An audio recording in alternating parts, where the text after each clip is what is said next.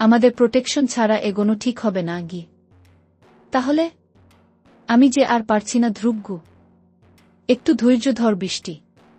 নিচে medical shop থেকে কিনে আনছি। এই যাব আর আসব।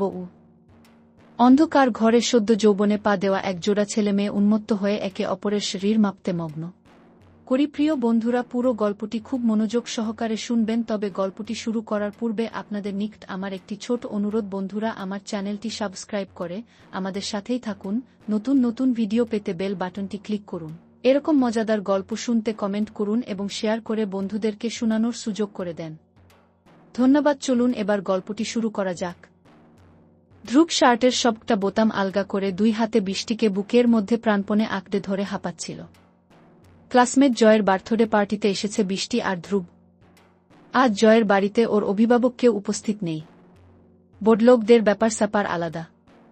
এই বয়সেই ছেলেকে একা মৌজ মাস্তি করতে অনুমতি দিয়েছে জয়ের মা বাবা। তাই পার্টিতে সকল ধরনের নিষিদ্ধ পানীয়তে ভরপুর।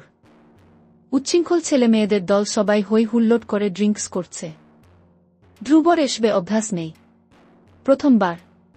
সেরকমই বৃষ্টির।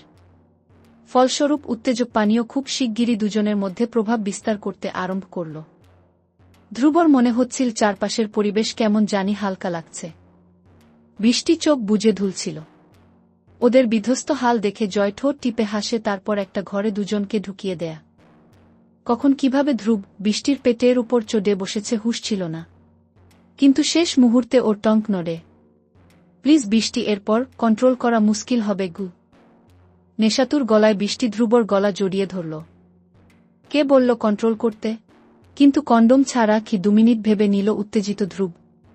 তারপর বৃষ্টির গালে আর্দ্র চুমু খেয়ে ওর গায়ে ওড়নার চাদর টেনে বলে, এই যাব আর আসব, প্লিজ ঘুমিয়ে পড়িস না গ।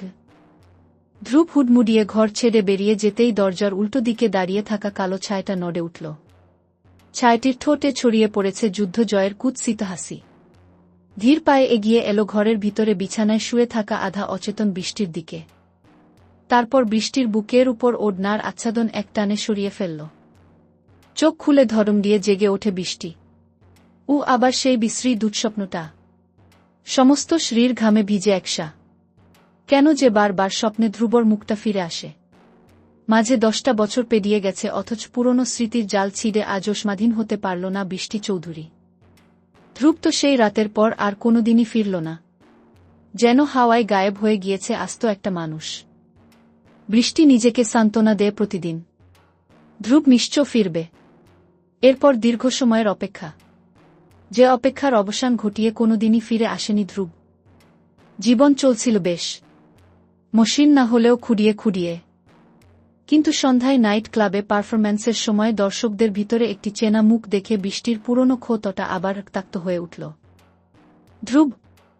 হ্যাঁ, ধ্রুবই বটে। বিন্দুমাত্র চিনতে ভুল হয়নি বৃষ্টির। স্থির দৃষ্টি ফেলে ওর দিকেই তাকিয়ে রয়েছে, মুখ অস্বাভাবিক রকম গম্ভীর। একরাশ অভিমান চেপে বৃষ্টি গানের শেষে স্টেজ থেকে নেমে আসে। এত বছর পর নতুন করে আলাপ পরিচয়ের দরকার ফুরিয়েছে। কিন্তু এক রাতের দাম জিজ্ঞেস করে ধ্রুব যে ওকে বিশ্রীভাবে অপদস্থ করবে, সে চিন্তা স্বপ্নেও কল্পনা করেনি বৃষ্টি। নাইট ক্লাবে কাজ করলে কি চরিত্র নিয়ে প্রশ্ন তোলা সহজ হয়ে যায়?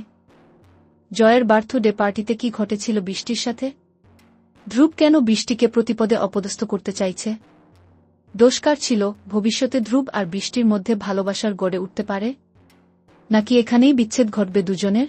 আমার একটি ছোট অনুরোধ বন্ধুরা, আমার চ্যানেলটি সাবস্ক্রাইব করে আমাদের সাথেই থাকুন। নতুন নতুন ভিডিও পেতে বেল বাটনটি ক্লিক করুন। এরকম মজাদার গল্প শুনতে কমেন্ট করুন এবং শেয়ার করে বন্ধুদেরকে শোনানোর সুযোগ করে দেন। ধন্যবাদ।